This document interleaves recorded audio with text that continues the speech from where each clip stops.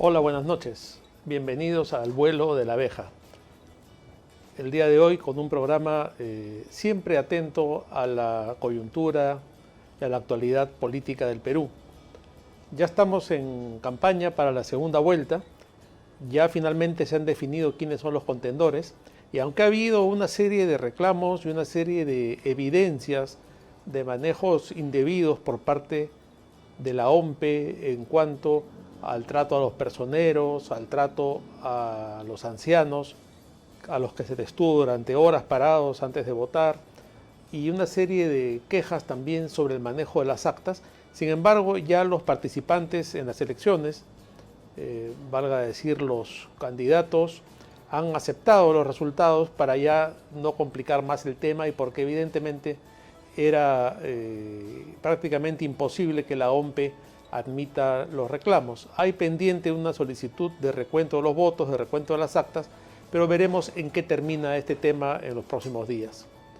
Lo cierto es que ya están en carrera Keiko Fujimori y Pedro Castillo, una alternativa democrática que tiene también cierto nivel de antivoto, por razones que cada quien podrá explicar y defender en su momento, y por otro lado, Pedro Castillo, que habiendo ocupado el primer lugar, también tiene un gran rechazo por una gran parte de la población que lo ve como un peligro, que ve el peligro del comunismo y que éste tome el poder en el Perú. Ya sabemos cómo funciona el comunismo en el mundo. Tenemos en el Perú más de 1 millón de venezolanos huyendo del hambre, de la miseria, de la pobreza, del maltrato, de la violencia, de la falta de libertad que implica el comunismo. Ya son más de 50 años también de pobreza y de opresión en Cuba. Hemos vivido en el Perú en carne propia lo que implicó en su momento Sendero Luminoso, el MRTA y los crímenes de la izquierda comunista terrorista en el Perú. El señor Cerrón, presidente del partido Perú Libre, que lleva como candidato a Pedro Castillo, tanto él como Castillo tienen vinculaciones con el Movadef, que es una de las fachadas o caretas de Sendero Luminoso. En la lista de los congresistas que habrían llegado al Congreso por Perú Libre, por lo pronto ya se sabe de 4 senderistas. 4 senderistas convictos y confesos que han purgado prisión por esto, ¿no? Entonces, esto no es broma. Estamos ante una verdadera amenaza comunista para el Perú. Y ellos tampoco lo ocultan. Vamos a mostrar ahora un pequeño video donde el señor Cerrón, presidente y fundador del Partido Perú Libre, manifiesta cuáles son sus ídolos, qué cosa admira, cuál es su modelo a seguir. Vamos a verlo y luego seguimos comentando. No oculta su admiración por los representantes de la Revolución Cubana, pero tampoco por otros personajes latinoamericanos. Yo sí admiro a Hugo Chávez, admiro a Correa, admiro a Fidel, admiro a Evo Morales, porque son gente que han tenido el valor de sacar a su pueblo de un yugo que lo ha estado explotando hace mucho tiempo en beneficio de ellos y en detrimento de las mayorías. O sea, este señor admira a Fidel, admira al Che Guevara. El Che Guevara era un asesino en serie, un psicópata, un miserable, capaz de asesinar con sus propias manos a cientos de personas y que fue llevando este modelo siniestro del comunismo por diversos países de América. Fidel Castro fue un tirano que sojuzgó a Cuba durante más de 50 años, una dictadura comunista que hasta ahora sigue. El pueblo cubano no accede a ninguna forma de libertad, están sumidos en la miseria, en la pobreza, en una soledad terrible y en un atraso terrible como consecuencia del comunismo. Admira a Correa, que ahora está prófugo de la justicia porque era otro delincuente comunista que llegó al poder en Ecuador. Entonces, claro, cuando uno dice que admira a alguien, pretende poner ese modelo como algo a seguir. Entonces, obviamente, si él admira al Che Guevara, y admira a Fidel Castro, y admira a Lula y a todos estos sinvergüenzas que han oprimido a sus pueblos y que al final todos han resultado ser unos delincuentes y todos han acabado siendo millonarios, como Chávez y sus hijos, como los hijos de Fidel Castro, como el propio Maduro hoy en día, como Correa que está prófugo, como el terrorista, también terrorista, Lula, que llegó al poder en Brasil y que resultó también un delincuente que arrasó con fondos, que creó el Foro de Sao Paulo, del cual dependen hoy en día muchos partidos de América Latina y que tienen la mira puesta en el Perú, partidos comunistas como el del profesor Castillo. Pero eso va aclarando un poco el panorama, pero también hay que tener en cuenta que cuando estos comunistas llegan al poder, llegan para quedarse. Si votamos por Keiko Fujimori, le guste a usted Keiko Fujimori o no le guste o no el fujimorismo, sabemos que en 5 años se van, en 5 años termina un gobierno democrático, elegido democráticamente, y dará pase a un nuevo gobierno. Si entran los comunistas, si entra Castillo y todo su grupo de terroristas reciclados, va a ser muy difícil sacarlos del poder. Vamos a ver lo que piensa sobre las elecciones y sobre el poder Cerrón, el ideólogo del partido. Un acto revolucionario puede ser ganar un gobierno, pero eso no es una revolución, eso no es la toma del poder. Evo Morales ganó el gobierno, pero no ganó el poder. Quiere decir que el proceso de las elecciones y ganar un gobierno es solamente un elemento, porque al ganar un gobierno, ¿qué es lo que hace uno? Solamente confiscar las instituciones del Estado. ¿Cuál es el mensaje que tiene que aprender la izquierda? Que la izquierda en el poder no también tiene que ir a quedarse en el poder. Y eso es lo que ha hecho Venezuela, que en la teoría del poder uno va a quedarse y se defiende con el último rasguño hasta mantenerse en el poder. Hace una distinción Cerrón entre lo que es el gobierno y lo que es el poder, ¿no? Ellos, como decía Sendero Luminoso en ese lenguaje maoísta, polpotiano, marxista, el poder, solo el poder vale, no lo demás es ilusión. Salvo el poder, todo es ilusión. Y entonces, ¿qué dice este comunista Cerrón? Claro, una cosa es tener un gobierno, pero lo importante es conquistar el poder. Y cuando uno conquista el poder, como Chávez, como Fidel, lo conquista para quedarse, no para irse. A eso aludía yo hace un momento cuando hablaba de los 5 años de gobierno y de cómo es importante que este plazo se cumpla y que no caigamos en manos de estos terroristas reciclados que lo que quieren es quedarse permanentemente, no en el gobierno, sino con el poder. Entonces, Evo Morales, uno de los ídolos, Evo Morales, ese narcotraficante, pedófilo y delincuente que salió huyendo de Bolivia y que ahora se ha vuelto a empoderar, celebra el triunfo de los comunistas en primera vuelta en el Perú. Hermano Pedro Castillo gana las elecciones en Perú. Un saludo desde acá al profesor. ¿Y qué plantea el profesor Pedro Castillo? Coincidimos con su propuesta. También era nuestra propuesta. Plantea Asamblea Constituyente para refundar Perú. Felicidades. Un aplauso para el hermano Pedro Castillo. El cuento de siempre, el cuento de la Asamblea Constituyente. Todos pasan por ahí, esta especie de franquicia de los comunistas que quieren aplicar en todos los países, ya lo han logrado en Chile, ¿no? Mediante revueltas y violencia en las calles, y pronto van a tener que elegir una asamblea constituyente, y también lo quieren hacer en el Perú. Todos vienen hablando hace tiempo de nueva constitución, como si la constitución fuese de por sí cambiar las cosas. Lo que en el fondo quieren es cambiar el modelo económico, el Estado, convertirlo en un Estado capitalista, en el sentido de que sea el Estado el inversor y el dueño de las empresas, y acabar con la iniciativa privada, como hace el comunismo en todas partes. Felizmente, Keiko Fujimori, la contendora de Castillo en la segunda vuelta, respondió a este mensaje de Evo Morales. Con referencia a la opinión del señor Evo Morales, el día de la elección, él también dijo que se sentía ganador, que había perdido en Ecuador y que había ganado en el Perú. Yo le quiero decir bien claramente al señor Evo Morales Usted no se meta en mi país, no se meta en el Perú. Fuera del Perú, Evo Morales. Nosotros, los peruanos, no vamos a aceptar su ideología, el socialismo del siglo XXI. Le decimos fuera al comunismo, le decimos fuera a Maduro, le decimos fuera a Lula y a este tipo de ideologías que lo que busca es destruir, generar división y traer pobreza en nuestro país. Excelente respuesta de Keiko Fujimori. Hay que cerrar filas frente al peligro comunista.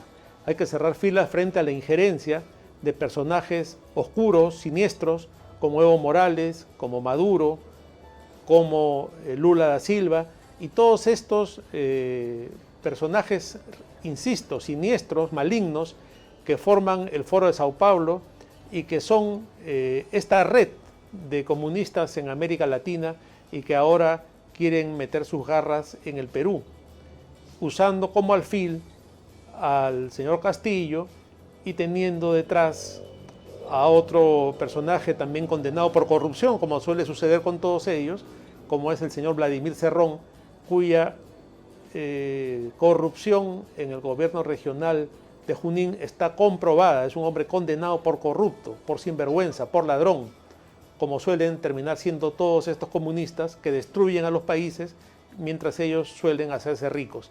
Nos vamos a una pausa y luego continuamos en el vuelo de la abeja.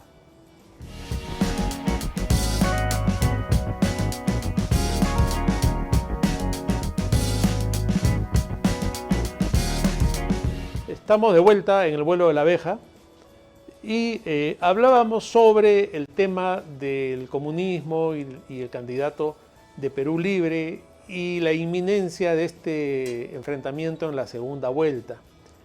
Hablábamos también del tema de la Asamblea Constituyente y cómo es una pretensión de este grupo comunista cambiar la Constitución para cambiar el modelo de economía y el modelo político del Perú. Entonces hay ingenuos, gente muy ingenua, que dice no pueden hacerlo porque no tienen mayoría en el Congreso y una reforma constitucional requiere de pasar por el Congreso de 2 legislaturas. Claro, eso es lo que dice la Constitución.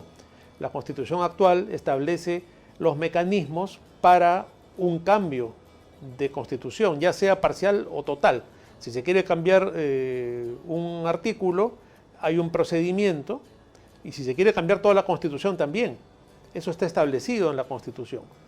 En principio, si llegase al poder Pedro Castillo, tendría que, si quiere cambiar la Constitución o si quiere cambiar algunos artículos, someterse al voto del Congreso y negociar con las demás bancadas y llegar a un acuerdo y que eso se apruebe, que es lo que corresponde. Pero eso no va a ser así, ¿no? Rosa María Palacios, que siempre nos sorprende con sus puntos de vista, muy ingenuamente piensa que ellos van a respetar al Congreso. Vamos a ver lo que dice en su programa. Se puede convocar un referéndum, por supuesto, para muchas iniciativas populares, legislativas.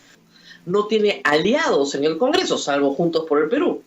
Por lo tanto, el plan es inviable desde el punto de vista jurídico. ¿Puede ser cuestión de confianza de una asamblea constituyente? Sí puede. El señor Castillo y el señor Cerrón no tienen mayoría parlamentaria, están muy lejos de eso y no tienen el apoyo de las Fuerzas Armadas. Claro, al no tener mayoría parlamentaria no podrían cambiar la Constitución. Pero, ¿acaso Vizcarra no cerró el Congreso dando un golpe de Estado y fue avalado por una mayoría de la población que se dejó llevar de las narices por este sinvergüenza? ¿Acaso no fue que cuando el Congreso quiso modificar el Tribunal Constitucional, Vizcarra se opuso a esto e inventó una cuestión de confianza que se la dieron? Sin embargo, él dijo que no se la habían dado fácticamente para cerrar el Congreso. ¿Acaso no hizo cuestión de confianza sobre una ministra que le permitió tener 2 y cerrar el Congreso? Muy simple. El señor Castillo, si llega al gobierno, puede presentar un proyecto de ley absurdo y hacer cuestión de confianza sobre esto. Es decir, vamos a nacionalizar la banca, el Congreso no lo aprueba, hace cuestión de confianza, ya tiene una. Luego envía otro proyecto absurdo que se va a tomar los ahorros de los bancos o que se va a tomar los fondos de pensiones de las AFPs. El Congreso no lo aprueba, ya tiene 2, cierra el Congreso. El Tribunal Constitucional, con la jurisprudencia nefasta que sentó luego del golpe de Estado de Vizcarra, tiene que convalidar este nuevo golpe de Estado y ya está. De inmediato convoca en 6 meses a una elección para el Congreso con facultades constituyentes. Y ya tenemos nueva Constitución, todo dentro de un esquema perfectamente posible. Es más, esto lo están diciendo. La señora Zaira Arias, que parece que finalmente se queda fuera del Congreso, ojalá, porque es un personaje violento y complicado, tuvo una entrevista en RPP y ahí más o menos delineó lo que sería el punto de vista de su partido sobre la Constitución y sobre el Congreso. Vamos a verlo. Como primer candidato para la segunda vuelta, el maestro Pedro Castillo, con la propuesta de la nueva Constitución vía Asamblea Constituyente, y lo vamos a cumplir. Es por ello que el maestro plantea que en un plazo no mayor a 6 meses va a llamar a la Asamblea Constituyente. Esto automáticamente va a disolver el Congreso en el sentido de que tan solo va a quedar la mesa permanente actuando en el legislativo de la mano con el ejecutivo, y se dará paso justamente a los asambleístas, quienes van a redactar la nueva Constitución, ¿no? Bueno, ya está, ella lo dice claramente, cerrar el Congreso, ¿no? De repente ni siquiera usa todo el procedimiento que yo les estaba comentando. De repente simplemente lo cierra mediante un golpe. Ya sabemos que los comunistas son especialistas en eso, en llenar las calles de gente.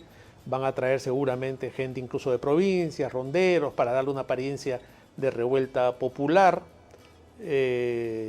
Los jóvenes confundidos, también conocidos como la generación del Bicentenario, saldrán a la calle seguramente sin saber ni de qué trata la Constitución ni de qué trata la modificatoria de la misma, pero es muy fácil agitar las calles, es muy fácil enfrentar a los peruanos, y en eso está el comunista Castillo. Está hablando de las provincias contra Lima, está hablando de los cholitos contra los blanquitos, está utilizando perniciosamente a niños que salen llorando, incluso a su propia hija, como hacía Chávez. Entonces ya es un modelo de todos los tiranos, ¿no? Mostrarse llorando. Entonces estamos ante un gran peligro. Ya está el panorama trazado respecto al cambio de la Constitución y a lo que sería el cierre del Congreso. Es muy importante cerrar filas frente a esta amenaza y a este peligro. Queremos saber más sobre Perú Libre. ¿Qué es Perú Libre? Vamos a ver lo que dice Cerrón como complemento de todo lo que estábamos comentando. Perú Libre es un partido de izquierda socialista, marxista, leninista, mariateísta. Es decir, defiende los procesos revolucionarios del mundo, especialmente en Latinoamérica. Los procesos en Cuba, Nicaragua, Ecuador, Venezuela y Bolivia. Perú Libre plantea el cambio total de la constitución política del Perú mediante asamblea constituyente. Perú Libre plantea la nacionalización, minería, gas, petróleo, recursos hidroenergéticos y de comunicaciones. Bueno, ahí está, Nicaragua, Cuba, Ecuador, Bolivia, el modelo chavista, el modelo del socialismo del siglo XXI, el modelo del fracaso para el Perú, el modelo estatizante, ¿no? La nacionalización de los recursos naturales, ahuyentar todo tipo de inversión extranjera. Tenemos que vernos en el espejo de otros, tenemos que vernos en el espejo de Venezuela, en el espejo de Bolivia. La falta de libertades, la falta de libertad de expresión, la violencia en las calles, los grupos paramilitares del chavismo que han golpeado, apaleado y matado a cualquier disidente de estas propuestas estatizantes, comunistas, que coactan la libertad de expresión, la libertad de empresa, que ahuyentan toda forma de desarrollo, ¿no? Si eso es lo que queremos, bueno, eso nos están ofreciendo. Ahí lo dice muy claramente el jefe del partido. El modelo de Nicaragua, de Cuba, de Ecuador, bueno, Ecuador ya se libró felizmente, de Bolivia, de Venezuela, ¿no? Y hay otro vídeo que no vamos a tener acá, pero que lo pude ver esta semana, donde un periodista le dice al señor Cerrón que en Venezuela hay una gran pobreza, que la gente come basura, literalmente, que la gente no tiene que comer ni de qué vivir. Y él dice, es una pobreza envidiable, ¿no? Entonces, ¿qué tiene en la cabeza este hombre que puede decir que esa es una pobreza envidiable? Por esa pobreza envidiable es que hay millones de venezolanos viviendo fuera de su país y buscando recursos, aunque sea mendigando en otros países, porque en Venezuela no hay lugar ni para mendigar. A eso los ha llevado el gobierno desastroso del chavismo. Ese es el modelo que nos quieren traer al Perú. Entonces, frente a esto, es muy importante, yo no sé qué están esperando los candidatos de la primera vuelta, en sumarse a la candidatura de Keiko Fujimori. Ha habido un manifiesto bastante suave, débil todavía, por parte de Beingolea. Los demás todos callan, ninguno dice nada. Hernando de Soto, que ya tendría que haber manifestado su rechazo a estas propuestas comunistas, calla. Hubo una denuncia muy extraña del señor Paredes Terry, que dijo que de Soto estaba negociando ministerios. Ojalá no sea así. Pero en todo caso, el único que ha sido firme y claro al respecto es Rafael López Aliaga, que ha anunciado iniciar una gira por todo el país pidiendo un rechazo al comunismo y un voto por la democracia. Vamos a ver las declaraciones de López Aliaga. Yo voy a ir a explicar justamente a las regiones más pobres del Perú, las que me han atendido con más cariño, ¿no? Voy a ir a explicar. O sea, ¿usted le va a ayudar a Keiko a hacer campaña? Voy a ir al Perú. Este voto es, o quieres tú ser potencia mundial, o quieres ser tú una dictadura. O sea, ahorita, así como había voto anti-Keiko, sí, ahorita es un voto anti-dictadura, ¿no? Y anti-gobierno Pol Pot, que los chicos no saben, pues, que es Camboya, ¿no? Lo que nos quiere traer este señor es repartir pobreza. Y yo creo que aquí está en juego la democracia. Castillo tiene un enemigo a muerte conmigo.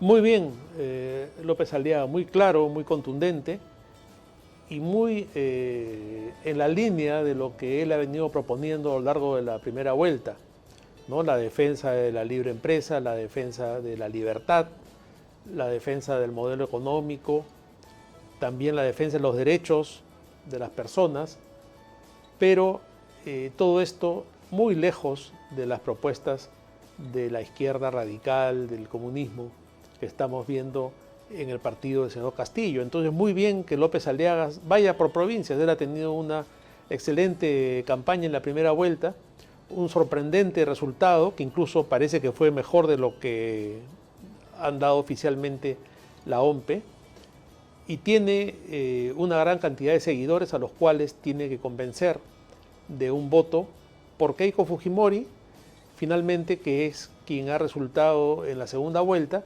y que encarna la defensa de la Constitución y la defensa del país, de las libertades y del modelo frente a la amenaza comunista.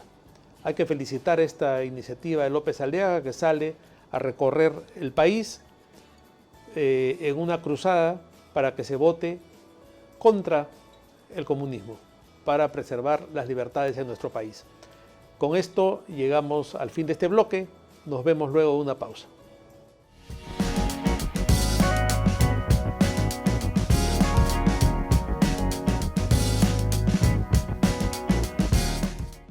Estamos de vuelta en el vuelo de la abeja y veníamos comentando algunos temas sobre el radicalismo político, sobre esta forma en que se está polarizando el país.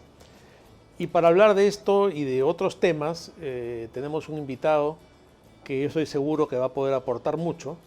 Él es abogado y también terapeuta, conoce mucho el comportamiento humano. Me refiero a Manuel Escorza Joyle, que le damos la bienvenida y le agradecemos por su presencia en nuestro programa. Muy buenas tardes, Luciano, o buenas noches. Es un gusto para mí estar en tu programa. Hacía tiempo que no conversábamos y para mí es un gusto estar. Manuel, ¿cómo ves tú la situación del país? La primera vuelta con un resultado sin duda sorprendente, inesperado, extraño para muchos, porque nadie vio o no quisieron ver la aparición de este señor Castillo como un outsider de la izquierda más radical, ¿no? Y también un sorpresivo crecimiento de Keiko Fujimori, que durante meses parecía estancada en un 5 o 6%, y que resultó también sorpresivo su ingreso a la segunda vuelta, ¿no? Hay quejas, algunas muy comprensibles, sobre el conteo de votos. Aún está pendiente un reclamo para revisión de las actas, pero lo cierto es que ya estamos en una segunda vuelta y yo percibo un ambiente cada vez más polarizado, cada vez más incluso violento, ¿no? En las relaciones de la gente, en las reacciones de las redes sociales, se ve poca tolerancia, ¿no? El que vota por un lado es un corrupto, el que vota por otro lado es un terruco. ¿Cómo ves esta situación, Manuel? Yo creo que en efecto, como tú lo estás señalando, el país está polarizado, pero hay que hacer una distinción. Te pido permiso para irnos al pasado. Sí, claro. Antes que tú y yo entráramos a la universidad, existió el FOSEP, que salió de la nada.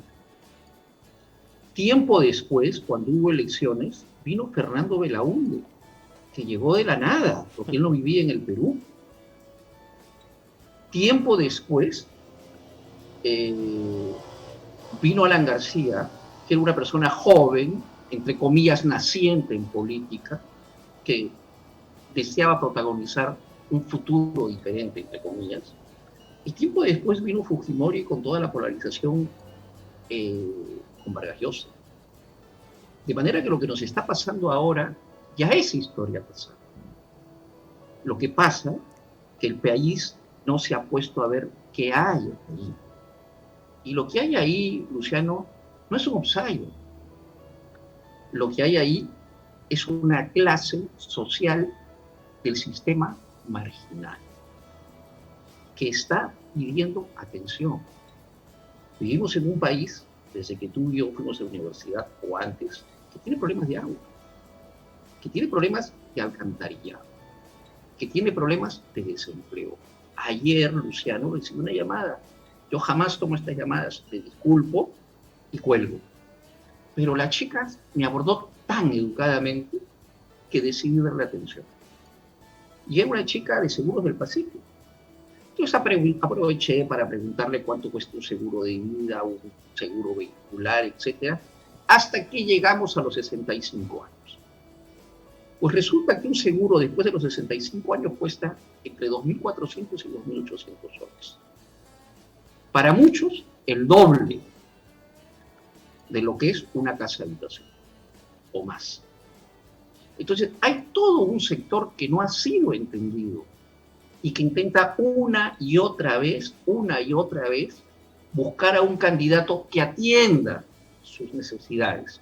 Y estos candidatos, llámense Humala u otros, traicionaron a ese sector que les dio esa esperanza. De manera que estas elecciones, si bien son emocionalmente sorprendentes, históricamente no deberían serlo. Y el error, en mi opinión, está en lo que tú y yo estamos viendo, que es la polarización. Porque esta historia va a seguir así si la clase gobernante peruana no se pone de acuerdo para atender estos puntos, sea desde Keiko Fujimori o sea desde el otro lado. Los problemas son los mismos y no tienen ideología y no han sido resueltos. Y esta es gente que vota, en el caso de Castillo, no porque sea de izquierda, porque que te resuelvan el problema del agua, que le den hierro a tu hijo porque está anémico, que te faciliten la producción del agro, que no abusen de ti, no tiene ideología, Luciano, no tiene ninguna ideología. Entonces, a mí me parece que la manera de evitar esta polarización es llegar a puntos comunes. Lo que está en juego, posiblemente, es el tratamiento que se le da a la democracia. Y eso es sumamente importante. Y si quieres, podemos analizar estos puntos de vista. Pareciera, Manuel, que tenemos un problema de élites también en el Perú, ¿no? Nunca hemos tenido una élite o una clase dirigente, gobernante, capaz de ponerse sobre las espaldas estos problemas y generar un proyecto de país, un proyecto de nación, con un norte claro, y eso nos lleva a una serie de desencantos y de decepciones que tú estás mencionando, que pueden terminar en estas posiciones de adoptar un gobierno extremista. ¿Cómo ves tú el papel de las élites en este papel? Tú ya lo estás diciendo, ¿no? Cuando hablas de tantos años de no atender estas necesidades, pero ¿qué hay detrás? ¿No? ¿Qué hay detrás y por qué pasa todo esto en el Perú? Acá hay un elemento que para mí es absolutamente importante, Luciano. El Perú está votando desde la mano. No está votando por ideología. Y la prueba de ello es que un candidato que yo respeto, el señor López Aliaga, cuando dijo emocionalmente fastidiado que el 28 de julio a la 1 de la tarde multaba a Odebrecht, y cuando dijo que él se tomaba un avión y que traía vacunas sí o sí, ganó una gran popularidad. Y era del otro extremo político. Porque el Perú de hoy pragmático no está votando por una ideología. Está votando desde la desesperanza y en el deseo y el grito de que sean atendidos. Y esto es muy importante que lo entienda, por ejemplo, Keiko Fujimori. Porque el próximo paso, del cual tú y yo estamos absolutamente lejos, felizmente, es que se vayan a la violencia, a la guerra. Y hay necesidades urgentes que el país tiene que atender. Además de las que hemos hablado que son sociales, está el tema de la corrupción, ¿no? Y el tema del abuso. Entonces, este es el contexto y estos son los resultados. Y claro, como hay una diferencia entre la sociedad, la ciudadanía, nosotros, el campesino, el habitante, el niño, el ama de casa, y la clase gobernante que va a llegar es capaz de destrozar el Perú. Pero no es la sociedad. Y hay que hacer esa distinción. Ahora, lo cierto es que durante los últimos 20 años ya se ha venido calentando, formando y alentando siempre una cierta polarización, ¿no? Y entonces hemos tenido de alguna manera este antifujimorismo a veces irracional como fondo de un país que va hacia el enfrentamiento, ¿no? Porque yo no he visto antes que haya una movilización social contra un candidato, por ejemplo, como fue en el año 16, este movimiento No a Keiko, y que de alguna manera ha quedado en outside luego de la aparición sorpresiva también de Vargas Llosa. ¿Qué opinas de la posición de Vargas Llosa, también sorpresiva y distinta en esta segunda vuelta? Yo creo que en Mario pueden haber pasado una de las siguientes dos cosas. Una, que se precipitó, y dos, con toda la experiencia de visión internacional que él tiene, ya puede haber visto lo que va a ocurrir. Pero en realidad lo que tendríamos que hacer, Luciano, tú, yo y 10 personas más de tendencias y miradas distintas de la sociedad, si tuviéramos que sentarnos en una mesa redonda a conversar, tendríamos que exigirle a los dos candidatos pautas mínimas de gobierno. Gobernabilidad, respeto institucional, no transgresión del Congreso de la República y proyectos sociales. Y desde esa perspectiva, yo, a diferencia de Mario, si hubiese estado en su lugar, yo hubiese dado un endose con condiciones. Que Mario no lo ha dado, es su derecho. Pero creo que nosotros tenemos que, si le vamos a dar el voto a Keiko, tenemos que poner condiciones. Condiciones negociables, pero condiciones. Requisitos, compromisos. Y los que le quieren dar el voto a Castillo deben hacer lo propio. Porque si no, puede ocurrir cualquier cosa en el poder. Porque tú que conoces de política, sabes que el poder genera excesos. Y ante esa posibilidad estamos. Entonces, ¿qué te quiero decir con esto? Que en estos momentos no es solamente un asunto de Keiko Fujimori y de Castillo. Es un asunto de que nosotros, sociedad civil, sepamos poner caminos. Y esto es muy importante. Y no solo ahora, sino después. Cuando el señor Alan García quiso estatizar la banca, tú te enfrentaste a Alan García. Y no se lo permitieron. Y tuvo que retroceder. Cuando el señor García quiso tomar los jardines que bordeaban el Ministerio de Guerra y los quiso convertir en edificios, salió Luis Castañeda Locio y se enfrentó y le dijo: usted no toca lo que es mío, esto es mi competencia. Y todo eso es sociedad civil. Y la sociedad civil tiene que participar en esta situación para evitar que el país se vaya a la deriva. Manuel, sobre ese tema volvemos, si me permites, después de una pausa. Claro que sí.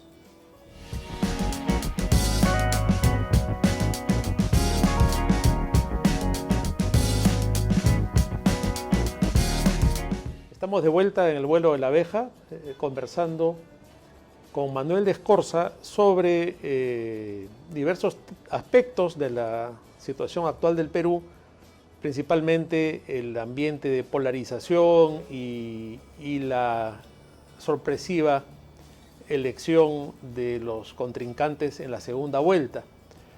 Terminamos el bloque anterior hablando un poco sobre la participación de la sociedad civil en lo que viene, en la elección de los candidatos, y hablando sobre el papel de Mario Vargas Llosa en su decisión también sorpresiva de apoyar a Keiko Fujimori, luego de haber sido de alguna manera el abanderado del antifujimorismo durante tantos años. Se podría decir que le ha dado un golpe de gracia y ha eliminado esta parte de la política nacional con una sola aparición, porque claro, ha desubicado a muchos al poner a Keiko en este momento casi como una garante de la continuidad democrática del país. Es posible, Manuel, que ellos hayan conversado algunos temas de los que tú dices, pero por otro lado también ha sido muy enfático Cerrón y muy enfático Castillo cuando han dicho que ellos no tomarán ni seguirán ninguna hoja de ruta, como fue en el caso de Humala, ¿no? Porque tú recordarás muy bien que Humala también llegó con un programa muy radical, y luego de una conversación también con Mario Vargas Llosa y con algunos representantes de la sociedad civil, trazaron una hoja de ruta que le dio un nuevo sentido y una orientación distinta en el tema económico, en el tema de las libertades al gobierno de Humala, que también había asustado a mucha gente por su cercanía, por ejemplo, con Chávez.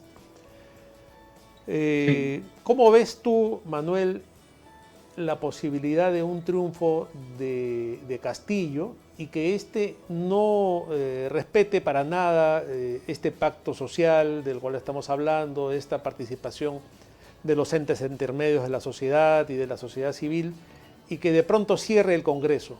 ¿Tú crees que esto tendría futuro o que la gente enfrentaría esta posibilidad? ¿Cómo ves esa posición? Porque ya salió una de sus candidatas al Congreso, la señora Arias, una radio diciendo que ellos van a cerrar el Congreso de inmediato y convocar en 6 meses a una asamblea constituyente. Bueno, voy a dar una respuesta muy peculiar. Lo que tú dices puede ocurrir como puede no ocurrir, y lo voy a tratar de decir. Salvo que exista una dictadura, que yo creo que nosotros los peruanos no lo vamos a permitir, no se puede convocar a una asamblea constituyente sin el refrendo del Congreso. Punto 1. O sea que ahí nomás hay un tremendo choque. Si el gobernante de para entonces decide cerrar el Congreso tiene que saber enfrentarlo y antes de eso vacar a la persona que quiera hacer eso. Aquí viene lo de Blume tan cuestionado, que él dijo que no se podía interpretar la vacancia, que yo estuve en contra. Y fíjate que ahora resulta útil lo que él ha dicho. De manera que si hay una tergiversación acerca del pacto social, está el propio Congreso para poner los límites porque está avisado. Punto 1. Generar esto una dictadura implicaría que las Fuerzas Armadas estén de acuerdo. Yo tengo serias dudas que las Fuerzas Armadas, los altos comandos hoy, apoyarían una dictadura tipo Venezuela o de cualquier otra índole. Y la tercera instancia somos nosotros. Pero el problema, más allá de esto, porque no estoy diciendo voten por Castillo porque no va a pasar nada, yo no estoy diciendo eso, está en la gestión. Y yo creo que los dos equipos tienen dificultades para gestionar correctamente lo que. Este es un tema que tiene que salir y lo tenemos que conversar. Castillo no creo que tenga gente competente para gobernar el Perú. Lo digo con respeto, pero no creo que la tengo. Y Keiko tiene que saber diferenciarse. Y lo digo con respeto porque de repente algunos de ellos podría ser un conocido tuyo, ¿no? De Tubino, que salió a retar al presidente y movía las manos el día que Vizcarra cerró el Congreso. De esa actitud fuerte, chocante, parecía un tanque de Rosa Bartra, que ahora es muy simpática en televisión como abogada, ¿no? De Pierre Figari, que miraba de arriba para abajo a los jueces y le costó la cárcel, etcétera, etcétera, porque con personas así, Keiko no va a poder hacer una buena gestión. Entonces, aquí uno de los puntos es también la eficacia en la gestión y tenemos que demostrarle al país qué tan competentes pueden ser estas personas y sus grupos para poder gobernar el Perú. Keiko tiene dos puntos equivocados desde mi punto de vista. Pero claro, es mi punto de vista. Yo no digo que tengo la verdad. Cuando Alan García le gana a Humala, me parece, fue muy importante que él se enfrentara a Chávez. Él salió y lo enfrentó. Lo enfrentó a Chávez de país a país y él defendía los valores democráticos del país. Y eso le reditó puntos. Keiko no está defendiendo lo más importante en estos momentos, que no es su candidatura, sino la democracia y la institucionalidad. Y lo que ella tendría que hacer es salir y enfrentar a esa persona, ¿no? Y no lo está haciendo. En mi opinión, eso es un error, porque el país siente que no tiene en ella un defensor de su estabilidad democrática. El segundo punto importante, y por esto se puede perder las elecciones Keiko, en mi opinión, Luciano, es que ella, por razones absolutamente entendibles, defiende la constitución de su papá. Cuando el señor Jorge Silva Santisteban llegó al Perú y leyó la constitución peruana, él venía de México y trabajaba en Naciones Unidas, yo trabajaba en otro grupo y trabajaba en UNESCO, él trabajaba en la institución de los refugiados. Él leyó la Constitución y vio que la Defensoría del Pueblo no existía. Y pidió una cita con Fujimori y le dice, esta Constitución no se está aplicando. Y Fujimori creó la Defensoría del Pueblo y se la dio. La economía social del mercado no está funcionando. Y como no se puede reglamentar, salvo que se pueda, pero yo no sé cómo, hay que modificar esa parte de la Constitución.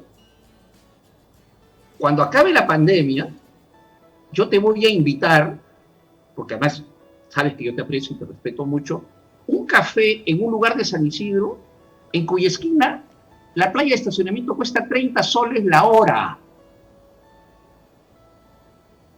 Entonces es necesario supervisar eso. Y como eso no ha sido supervisado nunca en todos los extremos, se ha deformado y ha aparecido como una ideología estatista. Pero en realidad, si tú lo regulas, la gente se queda tranquila, porque se siente defendida. Entonces, es por omisión, o por desprecio, o por flojera, o por intereses creados, que se ha permitido que haya un mercantilismo contra el cual quienes no forman parte de eso están votando en contra y han encontrado un candidato que es Castillo. La República tenía antes un dibujante, Alfredo, y yo me acuerdo que Alfredo tenía un personaje que era un perro, y un día el perro salió todo asustado con los pelos de punta y decía, subió la carne, subió la leche, subió el limón, y en la siguiente imagen decía, ¿y a mí qué me importa? Si yo no me beneficio con eso. Eso es lo que está pasando. Por eso es que a mucha gente no le importa lo que pase. Y son los que van a votar mayoritariamente. Y esto hay que entenderlo, hay que hablarlo y hay que remediarlo.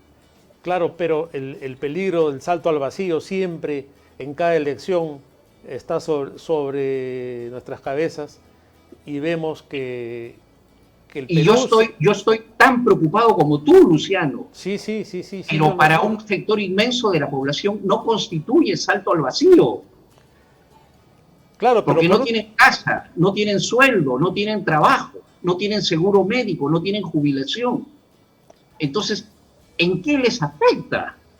Ah, claro, Manuel, pero tú también dices algo que es cierto, ¿no? La economía social de mercado no implica un mercado absolutamente libre, que como yo recuerdo, tú también lo has conocido y has sido amigo de él, el padre Armando Nieto, que fue nuestro maestro en la universidad, que era un hombre brillante y decía, el hombre libre en el mercado libre es el lobo libre en el gallinero libre, ¿no? Eso es. Y es que, eso claro, es lo que ha pasado en el Perú. Claro, pero incluso en economías absolutamente liberales como la norteamericana o como algunas de Europa, el Estado interviene por el Estado regula, ¿no? Entonces la economía de mercado se basa en el principio de solidaridad y de subsidiariedad que debe estar presente para que no haya, por ejemplo, intereses bancarios de 300%, para que no haya ese tipo de estructuras mercantilistas y abusivas que nos están llevando a estos extremos. Pero de ahí a pasar pues a una situación en que tenemos la amenaza del chavismo o de tener como modelo a Evo Morales es realmente muy preocupante, ¿no? Es completamente preocupante y trastornador para la política peruana y para la economía y para todos nosotros. Estamos completamente de acuerdo. Por eso es que yo digo que la señora Keiko Fujimori se tiene que adelantar. Ella debería ser la primera en decir que el capítulo económico de la Constitución que promulgó su padre tiene que ser modificado. Porque el mantener ese mercantilismo tal cual va a hacer que gane Castillo. Y ella es la que tendría que salir a defender los valores democráticos. Y no lo está haciendo.